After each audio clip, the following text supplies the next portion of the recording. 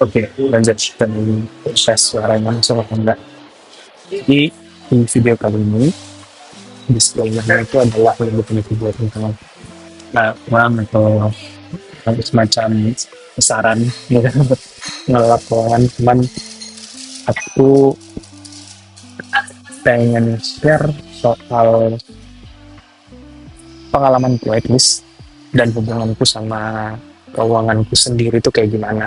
Jadi cuma sekedar share experience aja, jangan diambil serius-serius apa semua hal yang aku omongin atau sampai di video ini serius, teman mungkin bisa ngebantu teman-teman yang mungkin lagi ada di posisi yang um, apa ya, kebingungan gitu, karena juga start from bingung eh, sekarang juga masih bingung, cuman lebih ke mulai paham dikit-dikit gitu tentang uang, kenapa ada uang sih gitu, dan kenapa kita harus apa ya berurusan dengan itu gitu. Lem- Mungkin aku itu disclaimer ya, jadi ini bukan saran apapun itu, in fact jangan diikutin. Boleh bakal di teman makanan. Oh ya, dan semua pengalaman ini bukan saya mau ngebandingin atau mau kayak ngasih tahu yang lebih baik keputusan yang mana ya, keputusan ini lebih baik dibanding keputusan itu. Aku paham semua orang backgroundnya beda-beda dan punya needs dan wants-nya masing-masing gitu. Aku hanya pengen share um, pengalamanku pribadi sama uang gitu. Nggak selalu healthy sih sebenarnya hubunganku. Aku pernah ada di state di mana aku anggap uang itu jahat gitu. Maksudnya kayak kenapa itu diciptakan gitu dari awal. Um, dan kadang-kadang pernah juga aku bertanya-tanya kenapa orang tuh nggak bisa saling apa ya, share aja gitu. Apa uangnya mereka, terus kayak kayak dibagiin aja gitu semua uangnya ke semua orang. Aku sempat pernah gitu, tapi I think kenapa video ini muncul dan kenapa aku rasa aku butuh video ini, karena aku rasa orang-orang terdekat atau orang-orang yang um, seumuranku mungkin kali itu tuh lagi ada di masa dimana kayaknya video sebelumnya itu aku pernah ini juga, mereka tuh aku juga ngerasa tercekik gitu, tercekik dalam artian nggak sekarang tapi 2-3 tahun lalu gitu. Aku ngerasa kayak semua orang menikah ya, semua orang beli rumah ya, semua orang mulai KPR, semua orang teman-teman udah mulai pada membuka lembaran baru, sedangkan aku masih di lembaran yang sama gitu. Sedangkan aku masih di lembaran yang nggak tahu, aku masih chapter 20, mereka udah buka chapter 21 gitu. Dan itu bikin aku mulai ngebandingin diri gitu. Dan di sini aku pengen sharing gitu pengalaman personalku dengan uang. Jadi 2021 itu pertama kalinya aku beneran kerja full time, jadi beneran join company. Dan pada saat itu kerjaku UMR. Waktu aku pindah ke Bali jadi UMR, dan it was really tough karena waktu itu decisionnya nggak ada yang backup gitu, nggak ada yang mendukung juga, so I was sendirian gitu. Waktu itu aku teman-teman bisa searching aja sih yang Bali berapa, dan aku harus bisa bertahan hidup gitu dari gaji UMR itu. Jadi ada banyak hal yang aku harus sacrifice, aku harus tunda gitu kan ya. Lebih ke wants. Bahkan ada beberapa bulan aku ingat itu tuh nggak cukup, uangnya tuh nggak cukup karena waktu itu rentku kemahalan. Buat kosan waktu itu mahal banget, jadi aku harus em, aku harus pindah ke tempat lain untuk em, untuk ke tempat yang lebih pelosok, jadi agak hutan gitu. Aku ada fotonya sih sebenarnya, jadi mungkin nanti selama perjalanan ini aku bakalan kasih kasih uh, cuplikan atau foto-foto gitu karena itu tempat dokumentasi juga. Jadi intinya waktu itu aku kerja dengan gaji UMR dan aku coba bertahan gitu, dengan gaji itu. Um, aku pernah waktu itu, at least mungkin awal-awal itu aku kerja, kebetulan kan aku kerja, nah ini juga, oh ya, aku aware dengan all of the privileges yang aku dapat dan aku sangat beruntung. I consider myself very lucky person. Tapi intinya waktu at least 4 bulan awal itu aku benar-benar habis. Maksudnya gaji masuk habis, dan itu belum wants, itu baru needs-nya aja. So sandang pangan papan itu tuh baru apa, uang gajinya itu habis untuk sandang papan, sandang, at least sandang dan pangan dan papannya aja gitu. Aku ingat beberapa minggu atau bulan gitu, karena waktu itu COVID juga, aku harus kerja dari rumah. Dan karena aku baru pindah ke kota baru, aku belum punya barang apa-apa. Jadi aku ke pasar, aku cari barang-barang yang murah. Kenapa? Karena kalau aku beli kayak hardware atau Informa, itu lebih mahal. Harganya jauh lebih mahal. Jadi aku tanya ke temen yang di kantor waktu itu, pasar dekat sini di mana ya gitu. Dan dikasih tahu waktu itu, aku kerja di bawah kan, di daerah Nusa Dua. Dan di situ aku dikasih tahu kalau nggak salah namanya Pasar Mumbul kalau nggak salah. Dan akhirnya aku beli peralatan di situ karena jauh 2-3 kali lebih murah harga barangnya. Jadi aku beli sapu, aku beli peralatan pel segala macam, ember untuk bersihin kosannya. Dan aku waktu itu masih COVID-nya masih tinggi-tinggi banget dan ada varian baru waktu itu, varian Delta, jadi kita semua kerja dari rumah. Um, Sebelum akhirnya balik lagi ke dalam office ya, cuman waktu itu kerjanya tuh dalam rumah. Dan aku ingat banget, ini ada fotonya sih sebenarnya. Aku ingat banget untuk beberapa bulan itu aku, karena gaji habis buat kebutuhan kebutuhan ya, needs ya, aku harus kerja dari lantai. Jadi aku nggak punya kursi dan meja, aku hanya punya, waktu itu kosannya dapat kasur, dan aku cuma duduk di lantai. Terus bednya itu aku jadiin tempat buat laptop. Itu at least 2-3 bulan sampai aku bisa uh, naik, lolos production dan gajinya naik sedikit gitu. Gajinya naik sedikit gitu, sampai nunggu gajinya naik sedikit supaya aku punya bukan buffer ya, aku punya tambahan ekstra dana buat aku tabung per bulannya untuk bisa beli kursi dan untuk bisa beli meja. Kalau nggak salah waktu itu probationnya 3 bulan, dan setelah 3 bulan puji Tuhan ya, karena kerjaanku juga oke, kerjaanku ya aku nggak bisa bilang bagus ya, cuman progres itu, ada progresnya. Dan memang aku selalu, waktu itu aku kerja sebagai designer, buat designer, em, aku selalu take extra hours setelah di luar jam kerja, bukan overtime, cuman aku pakai waktu itu buat belajar belajar fundamentals di desain gitu ya, terutama untuk web design gitu, pelajarin Figma, pelajarin Adobe X. Waktu itu Adobe X di aku pelajarin itu.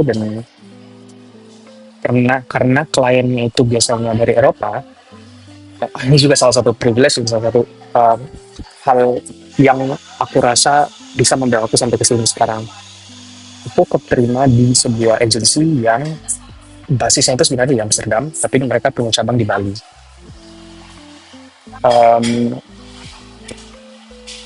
Aku selalu ambil waktu 2, 3, 4 jam kadang-kadang. Jadi pulang kantor kan jam 6, setengah 6. Aku aku selalu ambil sampai malam jam 8 atau jam setengah 9 itu untuk belajar. Pernah sewaktu pernah waktu sekali, aduh gimana ya bahasa Indonesia. Baru bahasa aku juga udah kacau. Gara-gara belajar bahasa Jerman, bahasa Inggris, bahasa Indonesia mulai kacau. Pernah sewaktu-waktu pada tahun 2021, sewaktu-waktu aku lagi belajar. Aku kan di Figma itu bisa ngelihat apa yang online gitu. Waktu itu aku lagi belajar. Kebetulan aku lagi ngerjain project yang di Amsterdam. Kemudian ada salah satu tim yang ada di Amsterdam itu kayak online juga karena pada saat itu jam 8 mungkin jam sore ya di Amsterdam. Terus jadi aku di chat kayak kamu ngapain kerja di luar waktu jam kerja Indonesia. Terus aku bilang oh aku mau belajar gitu, aku harus latihan supaya aku bisa deliver desainnya lebih cepat lagi. Kalau aku kuasain toolnya, aku kuasain shortcutnya, aku kuasain semuanya, aku rasa itu bisa boost productivity-nya gitu. Which means more project can come in gitu ke company-nya. Habis itu dia kayak, oh ya oke. Nah, um, kayaknya karena proactivity itu dan aku memang senang ngulik-ngulik juga, akhirnya itu direcognize sama bosnya dan akhirnya aku dinaikin gajinya gitu. Pada saat itu baru mulai aku bisa nabung untuk beli kursi dan mulai nabung untuk beli meja. Waktu itu emang agak aku agak pusing karena gimana ya, aku ketika ngeliat Instagram atau apa itu otomatis kita bandingin gitu. Orang-orang udah punya desk setup, udah punya kayak gitu-gitu, akhirnya mulai kayak mulai kayak aku pengen kayak gitu juga gitu. Padahal mungkin pada saat itu aku belum ada di level itu, untuk aku belum worthy untuk itu gitu. Dari segi skillku, dari segi kemampuanku dalam ngedesain misalnya. Dan akhirnya aku kayak lebih fokus ke udah deh aku kembangin skillku aja dulu deh gitu. Aku kembangin dulu aja, aku belajar sebanyak mungkin, ambil kelas sebanyak mungkin kalau misalnya dikasih opportunity, dibayarin kelasnya. Dan akhirnya itu yang aku lakuin. Dan kemudian akhirnya si kursi dan meja bisa kebeli gitu. 5 bulan, 4, I think it's more, I think 6 months in gitu, itu baru kebeli. Akhirnya aku bisa kerja dari rumah tanpa sakit punggung gitu. And then aku coba latihan lagi bahasa Inggrisku karena aku harus ngobrol dan present desain-desainku tuh dalam bahasa Inggris. Aku harus asah lagi lah bahasa Inggrisku. Dan waktu itu aku ambil banyak banget materi-materi gratis di internet dan di YouTube untuk uh, apa untuk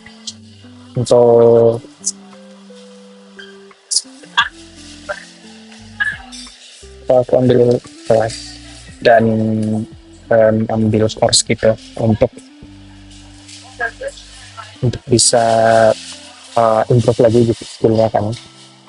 Jadi apa ya setelah aku karena waktu itu aku fokusnya untuk making income-nya kan, dan setelah aku lihat ke belakang dari titik itu ke belakang, kayaknya uangnya itu nge-follow seberapa cepat kita improve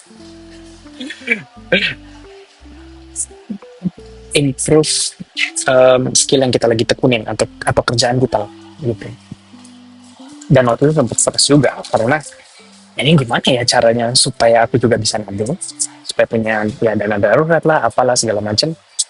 Kalau incomeku stay di sini gitu, aku nggak bisa stay income-nya di sini, which means ya aku harus kasih something more to the table gitu, to the company, ke company-nya gitu kan, ke perusahaannya kayak aku punya skill baru nih, aku bisa prototyping misalnya, aku ngerti sedikit gimana caranya buat desainnya bisa menjadi prototipe yang bisa dites sama klien gitu misalnya. Dan itu aku belajar lagi gitu. Dan belajar itu maknanya jadi berubah di aku. Karena sebelum pokoknya pengalaman di Bali kemudian pindah ke sini itu tuh ngebuka apa ya, ngebuka definisi belajar tuh lebih luas lagi. Dan ini poin yang kayaknya aku pengen divideoin gitu. Again, disclaimer bisa berubah, bisa manusia, dan financial what advice whatever. Tapi ketika aku lihat perubahan dan aku anggap perubahan itu adalah one step, um, atau aku lihat perubahan itu tuh aku anggap progresif, selalu ada elemen improvement. So ada elemen self improvement di situ. Self improvement tuh maksudnya bukan yang kayak kita lihat-lihat di YouTube gitu-gitu ya. It's part of it. Tapi lebih ke seberapa willing kita untuk endure. Itu kali ya, seberapa willing kita untuk endure being jadi jelek gitu. Waktu 2022 itu baru aku mulai ngerasa bahwa kayaknya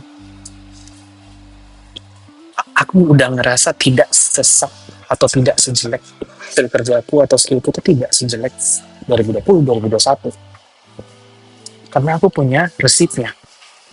Mungkin teman-teman apa resipnya gitu kan, apa yang bisa jadi bukti atau jadi kayak stroke sebagai bukti bahwa ini progress gitu. Aku selalu keep komplimen-komplimen either dari colleagues atau dari teman lewat lewat email atau WhatsApp messages, itu aku selalu screenshot terus aku masukin di folder gitu komplimen gitu. So itu stroke-nya, itu resep yang aku pakai bahwa oh kayaknya aku di path yang path yang oke atau path yang lebih baik dibanding sebelumnya gitu. So bandinginnya di tahap di level skill aku lebih oke dibanding sebelumnya gitu. Oke, aku mungkin belum punya standing desk atau apa, but maybe later aku mungkin bisa punya standing desk gitu. Dan ya ternyata sekarang oke gitu. Um, Apalagi ya, kayaknya fokus di acquiring knowledge sama fokus di acquiring hmm, valuable skill kan. Itu yang aku rasa membantu aku make those jump atau leap gitu.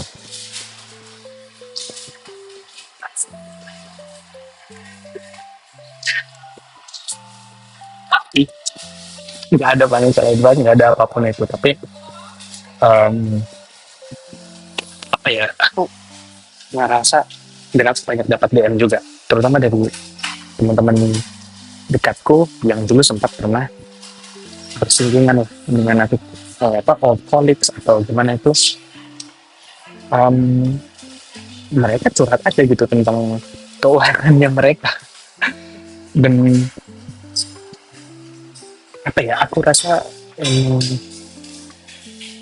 emang kita lagi ada di sisi atau situasi kondisi yang kurang optimal. Tapi kalau kita mau nyalahin orang lain atau nyalahin sesuatu itu kayak agak pusing nggak sih? Jadi mending um, apa ya, aku rasa fokus apa yang kita bisa kontrol aja. Dan aku rasa yang bisa kita kontrol itu adalah diri kita sendiri, skill kita seberapa valuable kita di market, dan ya coba improve itu terus. Dan aku ngerasa aku juga masih jauh banget aku sebanyak yang harus overload terus. Dan ya mungkin aku mau tutup dari salah satu aku lagi dengerin Prof Galloway, bagus-bagus banget take-nya, terutama tentang uang. Aku saranin membaca bukunya aja Brothel, bagus menurut aku. sama Joy Collins Simple Festival, dua buku itu bantu aku banget. Hmm, ya aku mau kutip salah satu, kalau nggak salah dia yang ngomong, aku lupa, Prof. Galoy bilang, you can have it all but not, you can have it all but just not all at once. Intinya kamu bisa dapetin semua hal yang kamu mau, tapi nggak dalam waktu yang bersamaan. So it takes time untuk gather apa yang kita um, butuhkan. Kita bisa punya apapun itu, tapi not at, not not all at once. Nggak dalam satu itu tiba-tiba kalau dapat sesuatu, I think it's too good to be true. So kita mulai nyalain lagi radarnya gitu. Kalau misalnya kita lihat orang atau apa, ya kita fokus aja sama kita lagi atau progresnya kita. Orang lain misalnya mencitrakan itu, oh, dan apapun yang ada di sosial media itu jangan langsung ditelan mentah-mentah. Aku pernah jatuh di track yang sama, jadi ya pelajaran yang aku ambil dari itu adalah aku nggak akan telan mentah-mentah lagi, aku akan baca lebih dan research lebih dalam lagi tentang hal-hal yang aku lihat di sosial media. Jangan langsung percaya bahwa you know, ini mungkin salah satu observasi aku aja ya, tapi mungkin teman-teman bisa challenge atau tantang gitu. Aku bingung sama teman-teman atau misalnya influencer ya di sosial media itu yang terutama kalau misalnya mereka tuh bilang bahwa oh, ini adalah alat investasi paling bagus, ini returnnya segini apa ini, tapi mereka nggak pernah mau speak out mereka punya posisi apa, total netnya berapa gitu. Jadi kita nggak bisa bandingin sebenarnya gitu. Kita nggak, menurut aku nggak wise aja kalau misalnya kita bilang ini yang paling oke, tapi kita nggak review kita punya total position, karena kalau kita nggak review total position kita nggak bisa compare gitu. Mungkin dia lebih banyak dari kita gitu aset yang dia taruh di situ, which means dia lebih expose dia terhadap risk makin rendah, karena mungkin asetnya padahal lulus, sedangkan kita mungkin karena oh dia tapi orangnya dia udah sukses, dia udah 20 tahun udah bisa beli ini, tapi kita oke, karena dia nggak beli, aku taruh senang di situ. Dan banyak banget yang teman-teman dekat tuh yang jadi korbannya gitu. Dan aku rasa simpati gitu, karena sekarang waktu lagi susah, terus banyak yang mencari keuntungan dengan itu. It's okay, I don't think it's illegal, tetap legal, tapi I don't know, mungkin hanya pendapatku aja. Cuman kalau misalnya mau nentuin kayak oh ini yang paling bagus nih, ini lagi naik nih, ambil return ROI paling tinggi, expose your total position. Total positionnya dibuka dong, berapa total dari situ, oh cuma berapa, 1%. Ada orang-orang yang naruh 90% dari total asetnya ke dalam situ gitu, gara-gara dia bilang ini yang paling aktif, ini yang paling bagus, ini picks of the year, picks ini stocks yang paling bagus, ini apapun itu.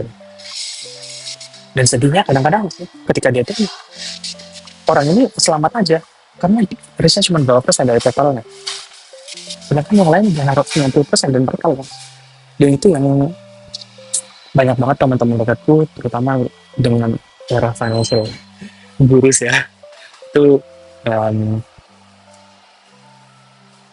jatuh ke rabbit hole yang seperti itu gitu. Aku jujur belum pernah jatuh ke rabbit hole itu, cuman aku pernah ada simptomnya aja, kayak